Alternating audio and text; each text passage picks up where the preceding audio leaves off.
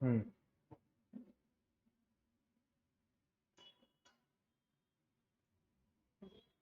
हम्म। नमस्कार, good afternoon बेटाओं। स्वागत है आप सभी का जुगल सर ऑनलाइन क्लासेस में। तो बेटाओं, अपना वेल्डिंग की कंप्लीट थ्योरी यहाँ पे चल रही है और इसके तहत अपनी ये सेकंड क्लास है। इससे पहले कल अपन ने एक क्लास और ली थी जिसके तहत अपन ने इंट्रोडक्शन में बात करूं डेफिनेशन स्टार्ट की थी। इसके अलावा आपने फिलर मटेरियल के आधार पे जो मटेरियल को डिवाइड किया था, बेसिकली तीन प्रकार के होते हैं, ऑटोजीनियस, होमोजीनियस और हेट्रोजीनियस। यहाँ पे अपन ने देखा था कि अगर फिलर मटेरियल का आपने प्रयोग किया है तो आपका कौन सा कहलाता है, ऑटोजीनियस वेल्डिंग कहलाती है। वहीं आपने फिलर मटेरियल का प्रयोग किया है ना, नहीं किया है तो ऑटोजीनियस कहलाएगा। और अगर किया है और उसमें भी अगर आपका पेरेंट मेटल जो है, बेस मेटल जो है, अगर उसकी प्रॉपर्टी दोनों की सेम है। अच्छा, ठीक है, ठीक है, ये भी अच्छा है। तो होमोजीनियस जो है उसके अंदर क्या होता है कि बेटाओं, जो पेरेंट मेटल होता है और जो आपका फिलर मटेरियल आपने प्रयोग किया वो दोनों सेम टाइप के होते हैं, यानी एक ही प्रकार के होते हैं, इसलिए उसको नाम क्या बोला, सहजातीय या फिर होमोजीनियस। वहीं मैं बात करूं सर विजातीय की यानी हेट्रोजीनियस की, तो वहां पे आपका जो बेस मेटल और जो आपका फिलर मटेरियल होता है वो अलग अलग प्रकार के होते हैं। तो ये अपन ने कल देखा था। इसके अलावा अपन ने कुछ एडवांटेज भी देखे थे कि सर वेल्डिंग के एडवांटेज क्या होते हैं। तो भैया एडवांटेज आपने काफी सारे देखे थे कि ये आपको यहाँ पे जो वेल्डिंग मिलता है वो एक परमानेंट जॉइंट मिलता है ना, टेम्परेरी टाइप का नहीं होता है। दूसरा, उसकी जो मजबूती होती है वो पेरेंट मेटल से भी अच्छी होती है, मैं बोलूँ मजबूत होती है ना। और इसके अलावा आपने देखा था कि सर जो वेल्डिंग एफिशिएंसी होती है वो लगभग 100% तक भी होती है। दुनिया के अंदर जितनी भी धातु हैं, उन सभी की आप वेल्डिंग कर सकते हो। इवन आपने लकड़ी की भी कर सकते हो ना, लकड़ी भी एग्जाम में आया हुआ है कि लकड़ी की वेल्डिंग हो सकती है, बिल्कुल हो सकती है सर, है ना। आप फ्रिक्शन वेल्ड, आप एक टाइप पढ़ोगे फ्रिक्शन वेल्डिंग, उसकी सहायता से आप क्या लकड़ी को भी ज्वाइंट कर सकते हैं, है ना। तो आपको एक वाइड रेंज मिल जाती है यहाँ पे, है ना, काफी अच्छी रेंज मिल जाती है कि बहुत सारे मटेरियल को आप यहाँ पे वेल्डिंग कर सकते हैं। क्लियर है क्या। इसके अलावा ये टेक्निक थोड़ी सस्ती भी होती है ना, और कहीं पे भी इसको कर सकते हैं आप।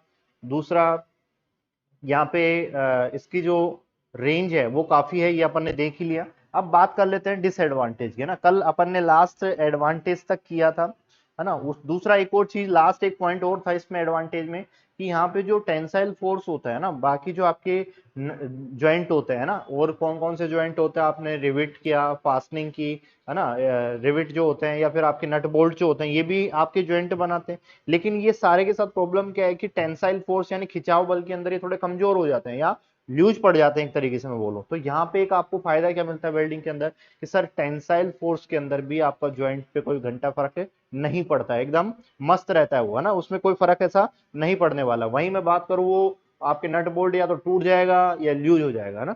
तो यहां तक अपन ने कल देखा था। इसके अलावा मैं बात करूं सर अब डिसएडवांटेज, है ना, आपके वेल्डिंग के नुकसान क्या है।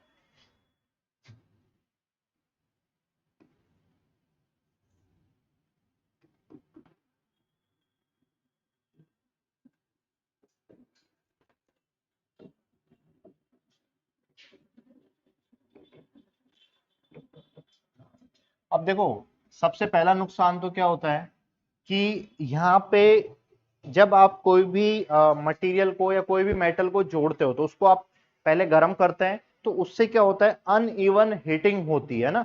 अनइवन हीटिंग का मतलब क्या है कि उससे क्या होता है कि जैसे आपको मान लो ये पार्ट जोड़ने, है ना, तो यहाँ पे आपने ज्वाइंट लगाना है, तो जब आप इसको हीट करोगे तो अनइवन हीटिंग का मतलब क्या है कि कई बार जो हीट अफेक्टेड जोन जो होता है ना, HAZ बोलते हैं इसको, हीट अफेक्टेड जोन, ये कई बार ज्यादा भी हो जाता है, यानी बोलूं तो आपके बहुत सारे मटेरियल को कवर कर लेता है, जिससे क्या होता है डिस्टोरेशन हो जाता है। डिस्टोरेशन का मतलब क्या है कि आपका पार्ट कहीं ना कहीं से टूट सकता है, बिखर सकता है, क्योंकि वेल्डिंग जहां जहां पे भी जाएगी वहां पे कहीं ना कहीं डिस्टोरेशन करेगा, यानी मटेरियल थोड़ा सा कमजोर हो जाएगा। देखो आपने वेल्डिंग तो यहाँ पे की थी, लेकिन हीट अफेक्टेड जोन तो दूर तक जाता है ना, क्योंकि आपका ऐसा तो है नहीं जहां पे वेल्डिंग कर रहे हो वहीं वहीं गर्म होगा, साइड में जो मेटल है वो भी गर्म होगा, तो कहीं ना कहीं उसकी प्रॉपर्टीज भी चेंज हो जाती है ना। यानी आपका जो हीट अफेक्टिंग जोन जितना बड़ा बढ़ता जाएगा, कहीं ना कहीं आपका जो मेटल है उसमें उसकी प्रॉपर्टीज जो है ना, वो बदल जाती है या चेंज हो जाती है ना। इस वजह से ये सबसे पहली प्रॉब्लम तो यही आती है ना। तो आप इसमें कैसे लिखोगे, पहला डिसएडवांटेज क्या है। वेल्डिंग करते समय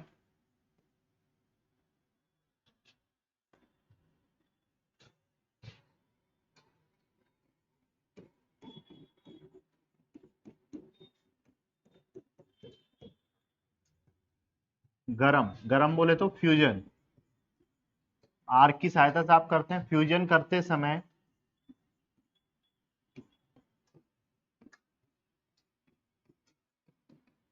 ज्वाइंट के अलावा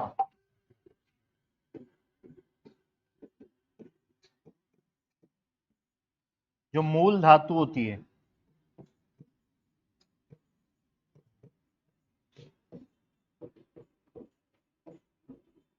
कुछ हिस्सा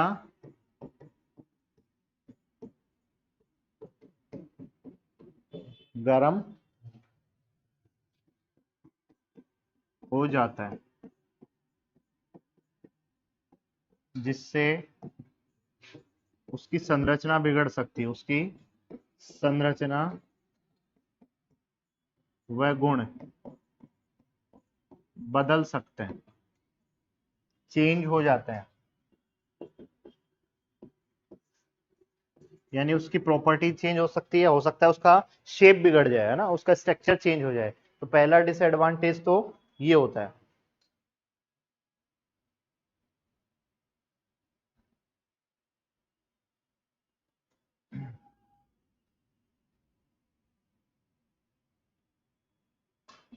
नेक्स्ट आपका डिसएडवांटेज क्या है, यहाँ पे आपको एक हाईली स्किल्ड लेबर की जरूरत पड़ेगी ना। आप ऐसे नहीं कि किसी से भी काम करवा सकते हैं। आपने देखा होगा नट बोल्ट तो आप खुद ही भी लगा लेते हैं ना घर पे, इसके लिए कोई अलग से आपको टेक्नीशियन की जरूरत नहीं पड़ती। वहीं आप वेल्डिंग आप नहीं कर सकते, यानी हर कोई इंसान नहीं कर सकता। तो यहाँ पे एक डिसएडवांटेज ये भी है कि यहाँ पे आपको एक स्किल्ड टेक्नीशियन की जरूरत पड़ेगी ना। तो आप क्या बोल सकते हो,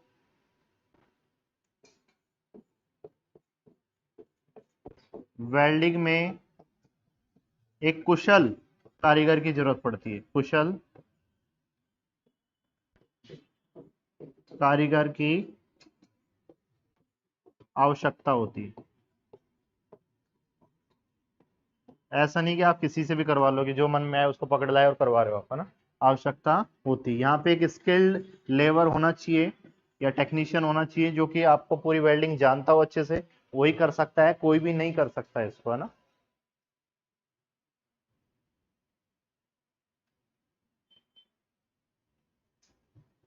एक डिसएडवांटेज क्या होता है, पॉसिबिलिटी ऑफ क्रैक्स। यानी आप जब वेल्डिंग करते हैं तो हो सकता है उसके किनारे क्रैक हो जाएं या अंदर उसके क्रैक्स जनरेट हो जाएं।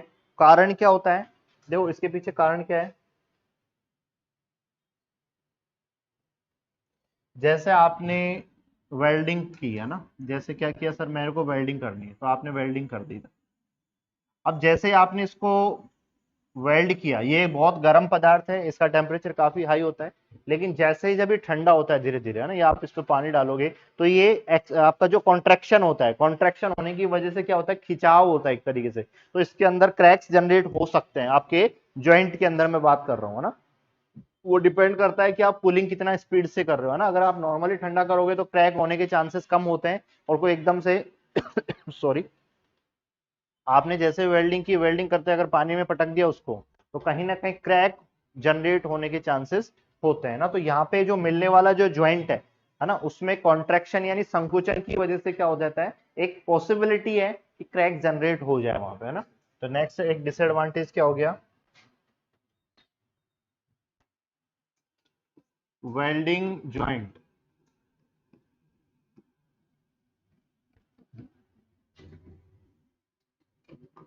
ठंडा होते समय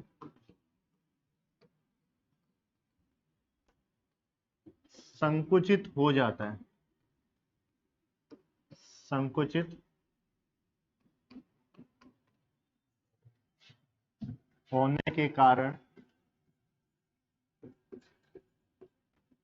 संकुचित होने के कारण क्या होता है कि वो क्रैक जनरेट हो जाता है ना, क्रैक बनने के चांसेस होते हैं या संभावना होती है ना। चांसेस बोले तो संभावना होती है। इसके अलावा एक और डिसएडवांटेज बोल सकते हैं कि सर थोड़ा सा इसका इंस्पेक्शन करना थोड़ा सा मुश्किल होता है ना। कहीं पे आप उसको इंस्पेक्ट करने का डायरेक्ट आप विजुअली उसको नहीं देख सकते जो क्रैक्स वगैरह हैं, तो उसके लिए तो आपको फिर अलग अलग टेस्ट होते हैं, वो टेस्ट करने की जरूरत पड़ती है। तो उन्हीं के माध्यम से मैग्नेटिक वगैरह और इनके माध्यम से चेक करते हैं कि अंदर पोरोसिटी है या नहीं है, क्रैक्स है या नहीं है। तो थोड़ा इंस्पेक्शन करना भी थोड़ा सा इसको मुश्किल होता है। क्लियर है क्या? तो बेटा ये थे डिसएडवांटेज, ज्यादा तो नहीं है ना। बाकी आप अब वेल्डिंग ज्वाइंट पढ़ेंगे अपन यहाँ पे, है ना।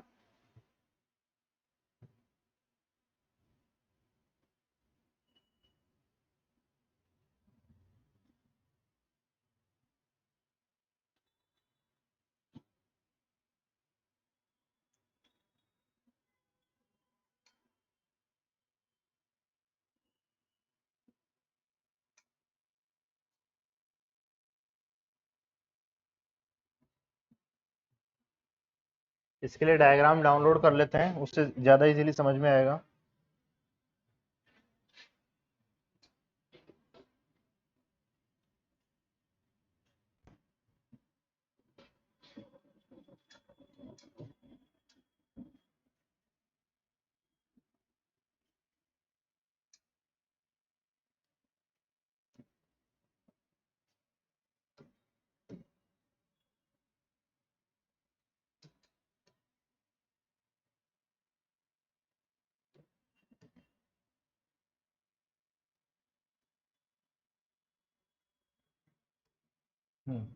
अब देखते हैं अपन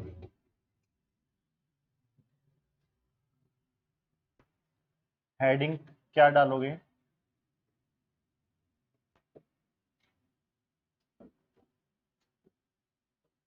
टाइप्स ऑफ वेल्डिंग ज्वाइंट, यानी आप जो वेल्डिंग के ज्वाइंट बनाओगे वो, देखो टाइप्स ऑफ वेल्डिंग नहीं है, ध्यान रखना। टाइप्स ऑफ वेल्डिंग बाद में पढ़ेंगे, उससे पहले आप कैसे कैसे आप उस कोई भी दो धातुओं को वेल्ड कर सकते हो। लैप ज्वाइंट क्या होता है, बट ज्वाइंट क्या होता है, वर्टिकल हॉरिजॉन्टल, जो स्थितियां हैं, जिस जिस स्थिति में आप वेल्डिंग कर सकते हैं अपन उसको यहाँ पे देखने वाले हैं ना। तो डायग्राम की सहायता से आपको क्लियर समझ में आ जाएगा। सबसे पहले मैं बात करता हूँ।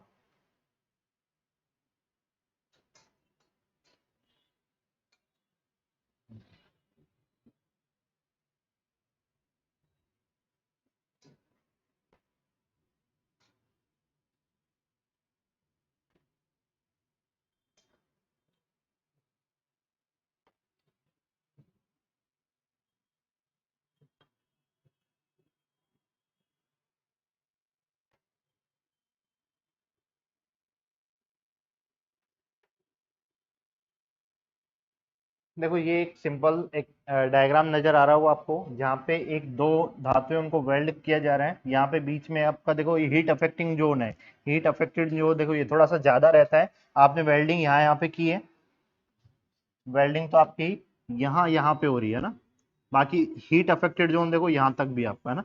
तो कहीं ना वो जो अभी मैं थोड़ा लास्ट पॉइंट लिखवाया था डिसएडवांटेज के अंदर, कि हीट अफेक्टेड ज्यादा होने की वजह से क्या होता है कि आपकी जो मूल धातु है उसकी प्रॉपर्टी चेंज हो जाती है। तो वो ये वाली चीज थी ना, इसलिए डायग्राम मैंने यहाँ पे डाउनलोड किया है। इसको हटा देते हैं, बाकी इसका काम यहाँ पे नहीं है। हाँ, बात करते हैं कि सर सबसे पहले ज्वाइंट की आप किस किस आधार पे ज्वाइंट बना सकते हैं। जैसे लैप ज्वाइंट है, बट ज्वाइंट है, टी ज्वाइंट है ना, कॉर्नर ज्वाइंट है। ये अपन यहाँ पे देखेंगे कि आप कैसे कैसे कौन कौन सी स्थिति के अंदर वेल्डिंग कर सकते हैं। हालांकि सिंपल सी चीज है, आप लोगों ने खूब देखी भी होगी, कॉलेज में की भी होगी। तो सबसे पहले जो ज्वाइंट आता है सर वो आता है लैप ज्वाइंट। कौन सा आता है? Lap joint.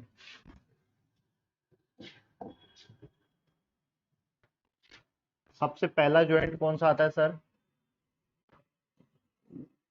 Lap joint. Joint को हिंदी में बंद बोलते हैं, और वैसे जोड़ भी बोल सकते हैं, लैप जोड़। अब लैप ज्वाइंट की मैं बात करूं तो सर यहाँ पे क्या होता है, देखो आपको डायग्राम के अंदर लैप ज्वाइंट ये रहे, यानी दो धातुओं को एक दूसरे के समानांतर रख के आप क्या करते हैं, वेल्डिंग करते हैं। जैसे आपको अगर इस डायग्राम की अगर मैं बात करूं,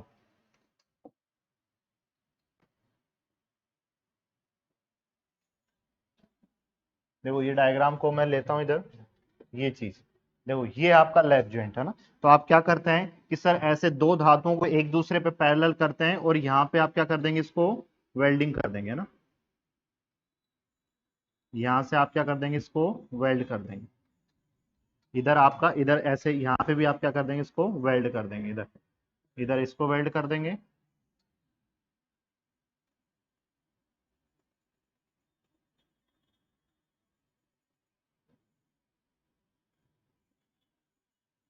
है ना, कुछ इस प्रकार से आप इसको वेल्ड कर देंगे। तो एक दूसरे के समानांतर रख के क्या बनाते हैं, यहाँ पे ज्वाइंट बनाते हैं। क्लियर है क्या, बताओ? सिंपल है ये। सबसे आसान ज्वाइंट बोलते हैं इसको।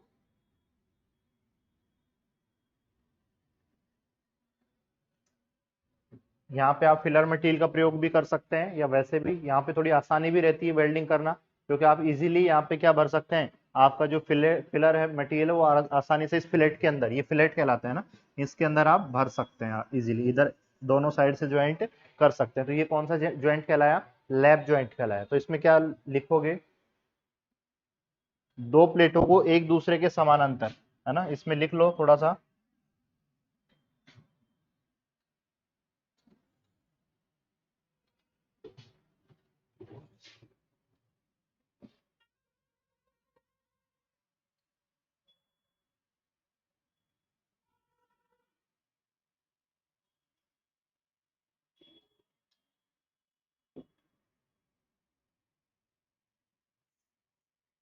है ना, यहाँ पे यही डायग्राम छोड़ते हैं ताकि आपको ध्यान रहे।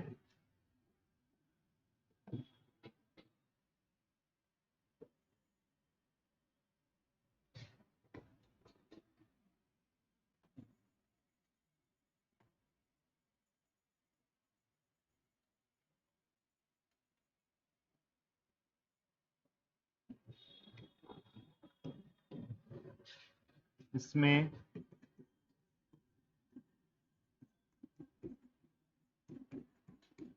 दो प्लेटों को एक दूसरे के ऊपर समांतर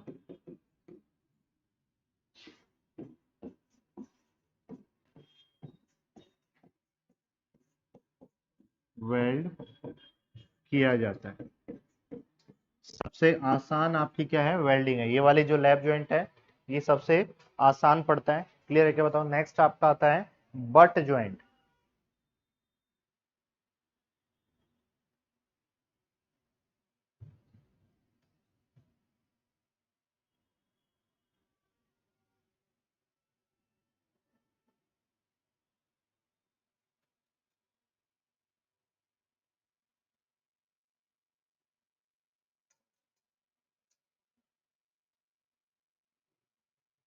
नेक्स्ट कौन सा है, बट जॉइंट।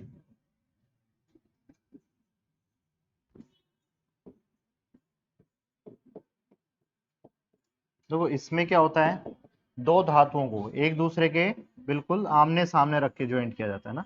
कुछ इस प्रकार से इसको वेल्ड किया जाता है। एक दूसरे के जस्ट आमने सामने रख के वेल्ड किया जाता है ना, एक दूसरे के जस्ट सामने रखा जाता है। दूसरा, इसमें जो आपका फिलर मटेरियल है वो बिल्कुल नीचे तक पेनिट्रेट होता है ना, जो आपके नीचे, यानी इसको एक और चीज बोलते हैं सीजेपी। इसको सीजेपी, बीजेपी नहीं बोलते, सीजेपी, ध्यान रखना। कंप्लीट ज्वाइंट पेनिट्रेशन, यानी आपका यहाँ पे जो फिलर मटेरियल है या इलेक्ट्रोड जो है, उसको जो मटेरियल है वो नीचे तक जाता है, कंप्लीट नीचे तक जाता है। देखो यहाँ पे पूरा नहीं गया था, यहाँ पे केवल यहाँ ज्वाइंट ज्वाइंट तक ही रहता था, है ना। लेकिन यहाँ पे क्या होता है कि दो मेटल एक दूसरे से ऐसे कंप्लीट पेनिट्रेशन होता है ना, नीचे तक वो कंप्लीट जाता है। तो इसलिए इसको एक और चीज बोलते हैं सीजेपी। यानी इसमें ये फुल फॉर्म पूछ सकता है कि सीजेपी क्या होती है। जब आपका, यानी किस प्रकार के ज्वाइंट में सीजेपी जो है वो होता है, तो आप बोल सकते हो कि जो बट ज्वाइंट है उसमें सीजेपी हो सकता है। सीजेपी मतलब complete joint penetration, complete joint penetration.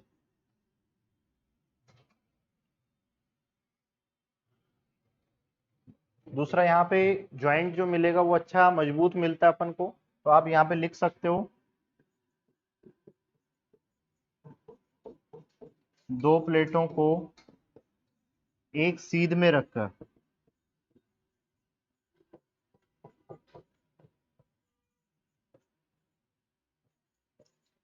Weld किया जाता है।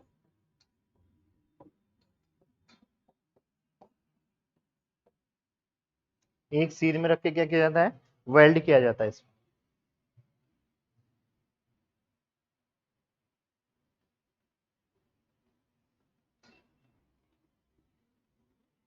नेक्स्ट आपका कौन सा आता है, टी ज्वाइंट।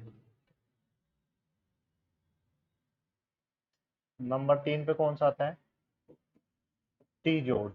देखो नाम से पता लग रहा है आपका जो अल्फाबेट है, यहाँ पे एक प्लेट तो ऐसे रहेगी, दूसरी प्लेट कुछ ऐसे रहेगी, है ना। ऐसे इसको वेल्ड किया जाता है। क्लियर है क्या, डायग्राम भी दिखा देता हूँ।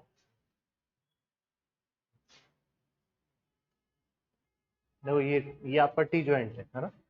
ये कौन सा ज्वाइंट है,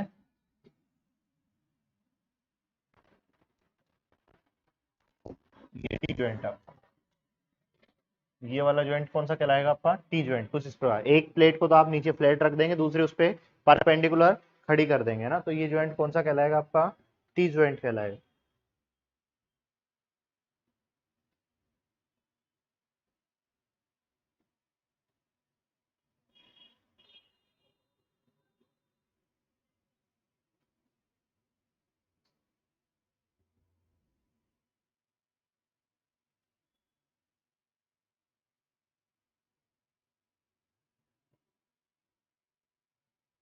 तो इसके अंदर क्या लिखोगे, दोनों प्लेट को एक दूसरे से 90 डिग्री के कोण पे रखा जाता है ना।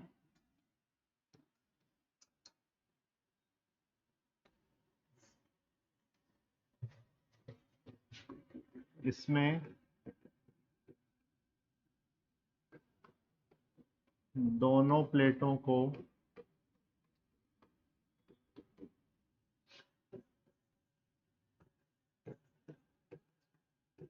एक दूसरे के 90 डिग्री के कोण पर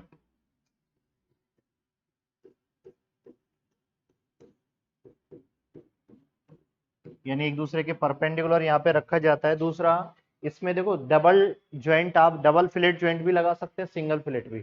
अगर सिंगल फिलेट ज्वाइंट लगाओगे तो इधर इधर वेल्डिंग कर दो, अगर डबल करवाना है तो इसके जस्ट पीछे भी। तो आपको पता है कि सिंगल फिलेट से ज्यादा मजबूत कौन सा होने वाला है, डबल फिलेट। तो आप इसमें एक फैसिलिटी ये मिलेगी कि आप यहाँ पे डबल फिलेट ज्वाइंट भी कर सकते हैं, सिंगल भी कर सकते हैं, डबल भी, है ना, आप पे डिपेंड करता है। अब दूसरा, इसको टी ज्वाइंट के अंदर सबसे पहले टैकिंग की जाती है ना, ध्यान रखना। एक वर्ड लिख रहा हूं, टैग। टैग करना एक तरीके से ना, क्योंकि देखो आपका यहाँ पे जो पार्ट है वो वर्टिकल है, तो स्टार्टिंग में डायरेक्ट वेल्डिंग करने से स्टार्ट करोगे नहीं, उससे पहले इस पे छोटे छोटे टांके लगाए जाते हैं। एक टाका इधर लगा दिया, एक टाका इधर लगा दिया, ताकि ये अब अपनी स्थिति पे खिसके नहीं, है ना। उसको स्थिर करने के लिए आप क्या करते हैं, इस पे सर दोनों साइड टैकिंग कर देते हैं, यानी वेल्डिंग करने से कंप्लीट, आपको वेल्डिंग करने से पहले इस पे टैकिंग की जाती है एक तरीके से, ताकि ये पार्ट इस पे स्थित हो जाए ना। तो ये भी ध्यान रखना कि इसमें टैकिंग भी की जाती है ना। लिख लो इसमें, वेल्डिंग करने से पहले दोनों साइड टैकिंग की जाती है।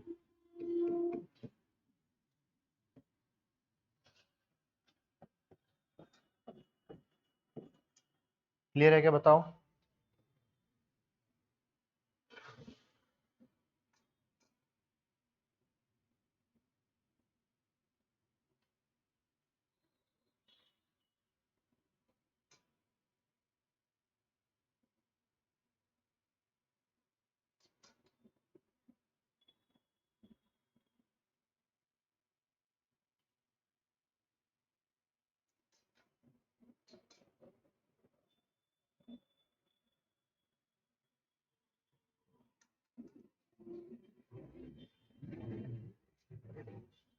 इसके बाद कौन सा आता है आपका, कॉर्नर ज्वाइंट भी आता है।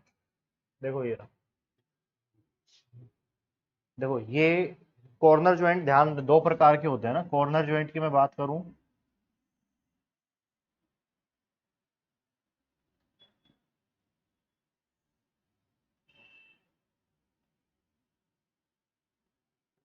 देखो ये कौन सा ज्वाइंट है नंबर 4 पे, कॉर्नर ज्वाइंट। इसमें भी दो आते हैं आपके,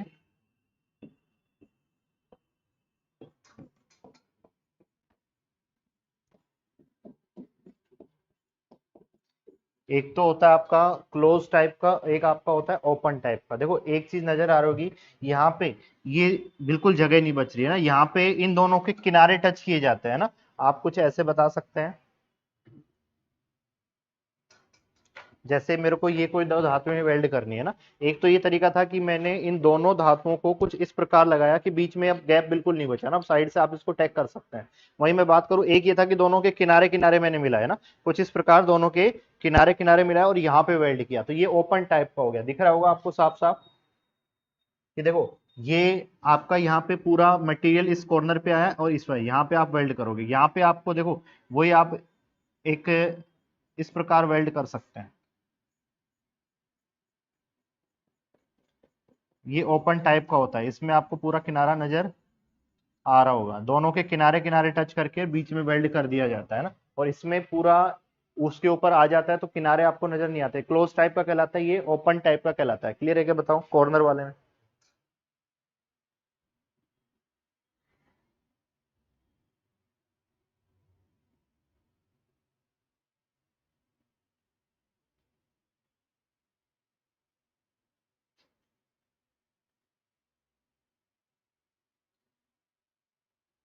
एक एज ज्वाइंट भी आता है ना, एज।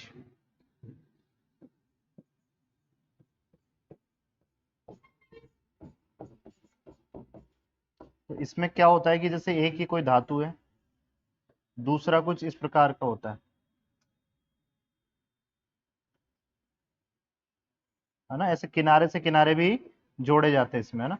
तो ये कौन सा आता है आपका, एज प्रकार का। जब किनारे से किनारा जोड़ा जाए तो एज प्रकार का कहलाएगा, कॉर्नर से कॉर्नर जोड़े जाए तो आपका कॉर्नर ज्वाइंट कहलाएगा। अगर टी टाइप में यानी एक दूसरे के परपेंडिकुलर है तो टी टाइप का ज्वाइंट कहलाएगा। वहीं इससे पहले अपन ने कौन सा देखा था, बट ज्वाइंट, यानी एक दूसरे के आमने सामने रख के और एक दूसरे के जस्ट आमने सामने एक दूसरे के सामने रख के ज्वाइंट किया जाता है, प्लेट में एक दूसरे के ऊपर समानांतर रख के ज्वाइंट किया जाता है। तो ये वेल्डिंग ज्वाइंट करने के कुछ तरीके हैं कि आप कैसे कैसे वेल्डिंग ज्वाइंट कर सकते हैं। अब इनकी पोजीशन के आधार पे, यानी आप इनको किस किस स्थितियों में कर सकते हैं वेल्डिंग को ना, उसके आधार पे भी आपका क्लासिफिकेशन है, तो उसको भी देखते हैं।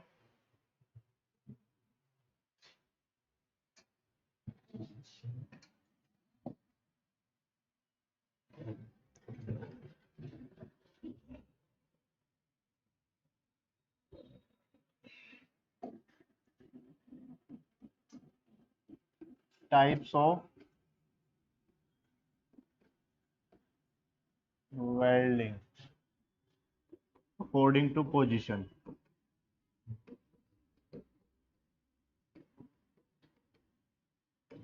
यानी जो वेल्डिंग की स्थिति है उसके आधार पे भी आप उसको क्लासिफाई कर सकते हैं, उसको भी देखते हैं।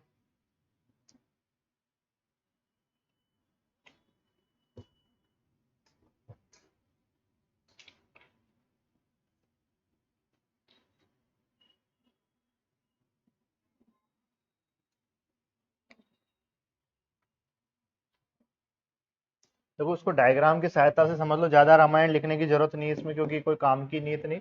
आप डायग्राम से देखो कि भाई हाँ ये रहा, देखो ये रहा, इसको समझने की कोशिश करो। सबसे पहला जो आता है वो आपका कौन सा आता है, फ्लैट टाइप की पोजीशन, मतलब एकदम आपको फ्लैट ऐसे रख के दिख रहा है डायग्राम, ऐसे फ्लैट रख के आप क्या करते हैं इसमें वेल्डिंग कर देते हैं ना, इजीली आप वेल्डिंग कर सकते हैं। दूसरा आता है हॉरिजॉन्टल। हॉरिजॉन्टल मतलब अब आपने इसको क्या कर दिया, थोड़ा सा खड़ा कर दिया इसको, है ना, इधर देखो ये हॉरिजॉन्टल हो गया आपका, ऐसे ऐसे, यानी ऐसे ऐसे वेल्डिंग कर रहे हो आप इसमें हॉरिजॉन्टल, और वर्टिकल में ऐसे ऐसे कर रहे हो। और एक होता है ओवरहेड, यानी कभी आप कि कोई छत वगैरह पे या कोई ऐसी वेल्डिंग करनी हो तो ओवरहेड यानी ऊपर की साइड आप वेल्डिंग करोगे कुछ इस प्रकार। देखो आपका वर्क पीस ऊपर है और आप नीचे से, इलेक्ट्रोड कहाँ पे है, नीचे से आप कर रहे हो। यहाँ पे देखो वर्क पीस ऐसे है, इलेक्ट्रोड अप एंड डाउन चल रहा है, यहाँ पे इलेक्ट्रोड ऐसे चल रहा है, और यहाँ पे इलेक्ट्रोड फ्लैट चल रहा है। यहाँ पे कैसा चल रहा है सर, नीचे ऐसे फ्लैट रख के, अपन नीचे रख के कर रहे हैं एक तरीके से, है ना, नीचे रख के इजिली फ्लैट कर रहे हैं। फ्लैट टाइप की कहलाएगी। यानी फर्स्ट टाइप कौन सा आता है, फ्लैट पोजीशन। सेकंड हॉरिजॉन्टल, यानी आप वर्क पीस को खड़ा कर दिया और हॉरिजॉन्टल ऐसे ऐसे इलेक्ट्रोड चला रहे हो। और वर्टिकल के अंदर इलेक्ट्रोड वहीं रखो और अब आप वर्टिकल ऐसे ऐसे चला रहे हो। ओवरहेड मतलब ऊपर की तरफ चला रहे हो आप, आपका नीचे की तरफ रहेगा। कौन सी? तो इसको, ये था आपका पोजीशन के आधार पे जो वेल्डिंग ज्वाइंट है उनकी मैं बात कर रहा हूं कि आप किस किस स्थितियों के अंदर जो है वेल्डिंग ज्वाइंट कर सकते हैं। कौन सी वेल्डर ट्रेड आप? अच्छा, इसमें ओवरहेड वाला जरूर ध्यान रखना, ओवरहेड से क्वेश्चन आया हुआ है।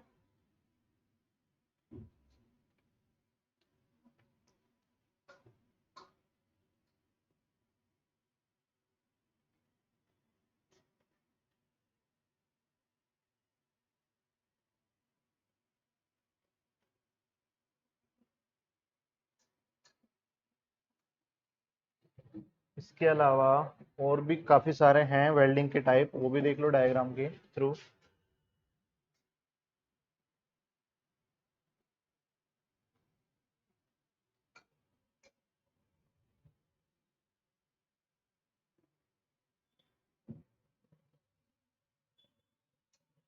देखो ये आपका जो वेल्डिंग का वेल्डिंग जॉइंट है उसके स्ट्रक्चर के आधार पे दिख रहा होगा। यानी ये फर्स्ट वाला जो आपको एक रेक्टेंगल टाइप का सिंबल नजर आ रहा है, इसको अपन फिलेट बोलते हैं। अगर आप वेल्डिंग कुछ इस प्रकार कर रहे हैं, जैसे ये आपका ऐसे कोई ट्राइंगल शेप में अगर आप कोई वेल्डिंग की है तो वो किस प्रकार की वेल्डिंग कहलाएगी? फिलेट टाइप की, है ना। वहीं अगर आपने स्क्वायर टाइप का बनाया है और वो भी आपके आमने सामने कोई प्लेट है, तो ये आपका स्क्वायर बट कहलाएगा। यानी कोई सिंबल इस प्रकार का बनेगा ना, सिंबल आपका बिल्कुल स्क्वायर टाइप का बनेगा। थर्ड जो आता है वो सिंगल वी, यानी आपका वी शेप का बनेगा। देखो यहाँ पे जो आपका जो वेल्ड पूल है ये वी शेप का रहता है। कैसा रहता है? वी शेप का, इस प्रकार का वी शेप बनेगा। डबल वी मतलब अगर ऊपर और नीचे दोनों साइड इस प्रकार से वी, यानी देखो यहाँ पे क्या बन रहा है, इधर भी जा रहा है और इधर भी, ऐसे दो वी बन रहे हैं।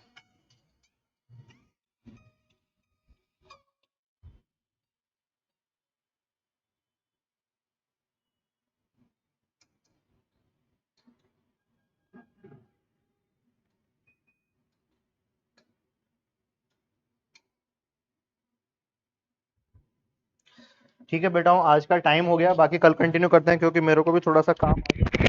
कल